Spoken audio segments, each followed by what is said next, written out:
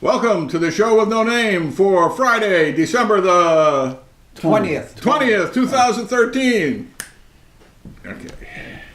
I'm Bob Going with Jim Nicosia and Gavin Murdoch. And today we have, hold them up guys, Here we go. the brand new official mugs of the show with no name. In case you were wondering what Mary was doing last week when she kept interrupting the show taking photographs. Salute. and for only $9.99, you too can have Yeah, one. well, you know. Wait a minute. For, for double shipping and handling. right, you can get two. Let's see which one of these. Sells the most. Let's see one of these. So we decided today we were either going to do a show or watch the Duck Dynasty marathon on A&E. They are so cynical. You know, first they fire the guy and then they run the marathon. You know, Yeah. figuring everybody will be watching. Ridiculous. It is. It is ridiculous. So what's going on in the world? Let's see. I don't know. You got your shopping done, Jim? I did that last year. You did that last year. Not your turn. Huh? Very good. I had a follow-up on something. What the heck was it? Oh, of course, last week we did the tribute to Nelson Mandela. Yeah. Or was that the week before? I forget. Week before, I think. Okay. I think. Yeah, the week before we did the tribute. Last week we talked about all the controversies surrounding the memorial service. Anyway, apparently Nelson Mandela is very popular in a lot of places, and in India they put up billboards all around the country as a tribute to Nelson Mandela's life, which is a lovely thing. Oh. I saw the. They used Morgan Freeman's picture and didn't realize it till afterwards. That's like the post office putting Statue of Liberty out when they used the one in Las Vegas. That's right. Oh, all That's right. It looks like them. What the Well, heck? yeah. The post office actually knew what they were doing. This poor guy, this advertising guy in India, is so embarrassed. Because we talked about that, how much Morgan Freeman actually looked like Mandela, and so they had this stock photograph of Freeman from Invictus, and somebody went through the pages. oh my God! Yeah, probably didn't pay for it. Yeah, probably just took it off the internet. Yeah. Oh dear. Oh, life's embarrassing moments. Oh wow. Oh, over and over. The one I saw on the internet that I laughed at was it showed Obama and the Swedish The Danish girl. Danish girl Yeah. talking, and all of a sudden the next picture was Michelle was sitting between them. Yeah, that's true. That wasn't fake. That's what actually happened. Oh boy. See, when you're famous, you have to watch out for stuff like that. Yeah. Well, We're not. We're not famous that way. To me, it's amazing that there are not more photographs of that incident because, well, let's face it, there were tens of thousands of people there. They're in an open stadium. Everybody's got these super lenses on now. I remember. What was it? Jed Conboy, I think, was at a Mets game, and I almost think it was in Montreal. And somebody who knew him was on the opposite side of the stadium, and they didn't know each other were there, and they snapped a picture of Judd from the far side with a telephoto lens. Oh wow! Or vice versa. I don't know. It was a good story though. Details are unimportant. That's why I always wear a mask. Speaking of which, the Lone Ranger is out on video. Yeah. Wow, that's going to be a big seller. I'm going to skip that one. Yeah, even for a buck from Redbox, I don't. You know what we watched this week was Two Guns. Mark Wahlberg and Denzel Washington, and it's It's kind of one of these offbeat buddy comedy dramas. Close to excellent. Close to excellent? Yeah, it was. I mean, there. Obviously, there's some places you could drive a truck through the plot, but plot holes. But it's clever. It's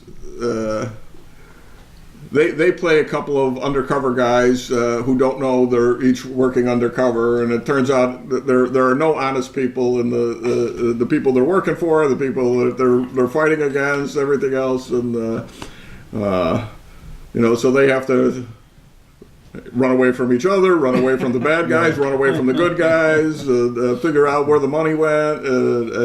But the two of them are just terrific together.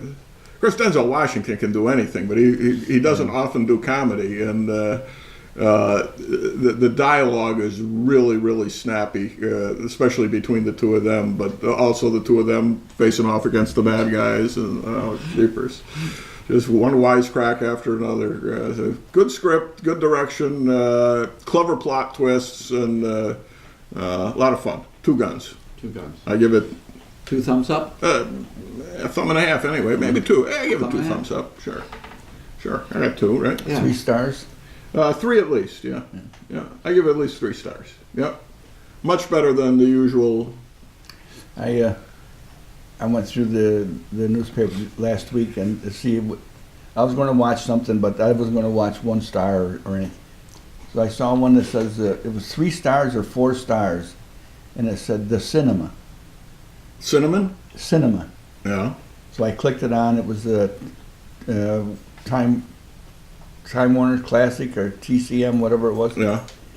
And it took place in Italy. It was all closed caption. Yeah, there you go. read it. Gotta read fast. Well, I here and there I understood a few passages. Oh, well, that's even better. But it never ever would make the film in the U.S. The things that went on in that movie, they would not be able to show here. Oh, really? Yeah. What time of day was this? Was that the 2 in the morning one on Sunday night? No. It was evening.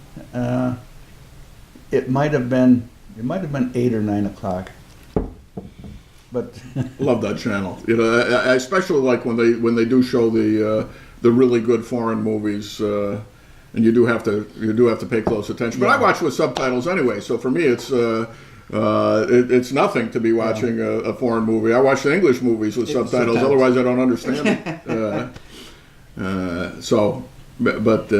Yeah. What was it? Jeepers! It was, forget the name of it. Really, really good French movie, film noir classic, 4 stars a couple of weeks ago. I can't remember the name of it. And what was nice is I'm watching this. Really, the movie just sucks you right in immediately, and you don't know. It's one of those things you don't know who's on what side and all that stuff.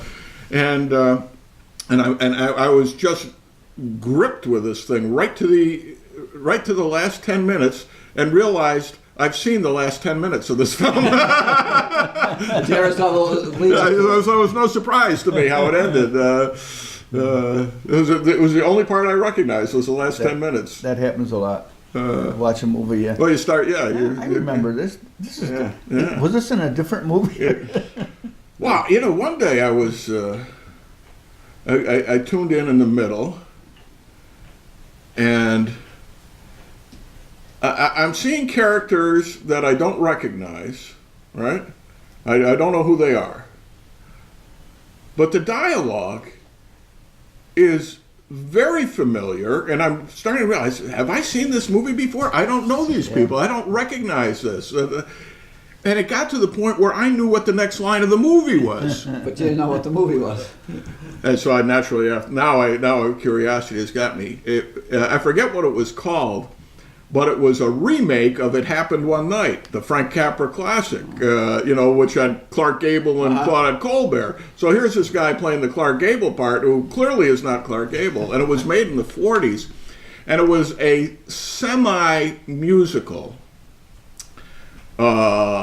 in that they had a couple of Ann Miller was very young in this movie, but she played like a musical singer, or maybe she was a radio singer, or maybe she was a radio dancer. I don't know which makes it, well, Ann Miller was a dancer, not a singer, but aside from that subplot, the rest was almost shot for shot. It happened one night. And the really startling thing about it for me watching this was how bad it was. They're using exactly the same script of a 4-star movie. Same plot, same twist, same confrontation, same everything, and it was terrible. And it only goes to show what a good director can. And the sets looked flat. And you realize, what Frank Capra used to do with backlighting of the woman's hair and stuff like that would just add that magical touch to the movies. And you can't duplicate something. And can't do over. My son gave me a High Noon tape. Yeah. I said, "Oh, this is going to be great." Scarrett was Cooper. Who? Scarrett. I said, "What the?" Oh, that was that's right. They remade that at one point. It was the most horrible movie I ever watched. I loved High Noon. Well, that doesn't get any better. And when I watched it, I says, "Throw this away. I don't even want it in the house." It was terrible. The story behind High Noon is like the making of High Noon. I took a cinema course in college, radio, television, and film course, and the professor was one of these early pioneers of live television, and he was old when I wore a coonskin cap. And well, he predated Davy Crockett. I mean, when he was mid-40s, he went into television after being in radio, so he really knew what it was like from the technical